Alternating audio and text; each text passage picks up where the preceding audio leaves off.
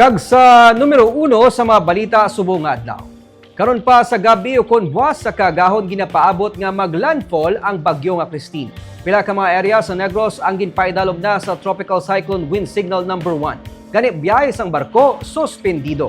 May report si Romeo Subaldo. May mga oras nga nagabubu ang ulan. May mga oras nga nagainit. Pero mabasko ang dapyas ang hangin nga mabatyagan sa Bacolod City. Ang karga nga mga PVC plastic door sa sining nga truck nagkalapalid sang hangin. Sa Dalan Lacson, masako ang preparasyon para sa highlight sa Mascara Festival. Bisa nagainulan kag babaskog ang hangin, nagahingagaw sa pag-set up sa mga canopy tent pati na sang stage.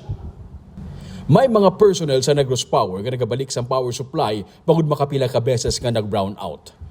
Wala man sa pathways ang bagyo ang Negros pero ginapaabot kay mabatyagan man diri ang makusog nga hangin kag ulan gani kay inas ang aga ginpaidalom sa tropical cyclone wind signal number 1 ang pila ka mga lugar sa Negros.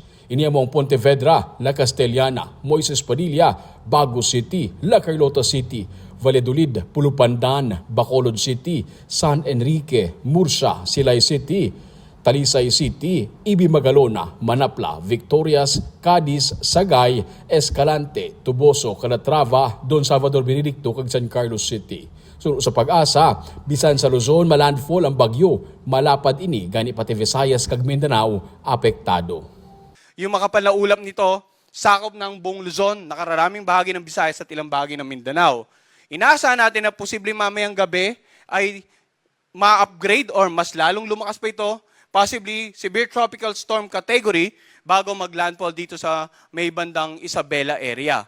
Pero ulitin po natin, yung area probability nagpapakita na posible pa rin may mga senaryo na hindi natin niro-rule out na pwedeng somewhere over the Cagayan or possibly the northern part of Aurora, posibleng maglandfall ang bagyo, yung sentro ng bagyo. No?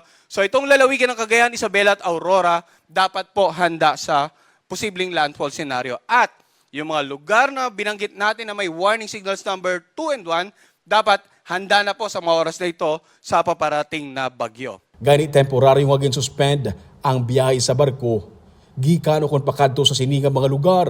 Masobra sa 200 ka mga pasero ang na-stranded sa mga pantalan. Subong nga adlaw, halos tanan nga mga LGU nagsuspend man sang klase. Suro sa pag-asa, magabaskog pa si Christine antes ini nga maglandfall karon sa gabi o kung buwas sa kaagahon sa Isabela. Sa Biyernes, ginapaabot ka mag-exit na sa Philippine Area of Responsibility si Christine.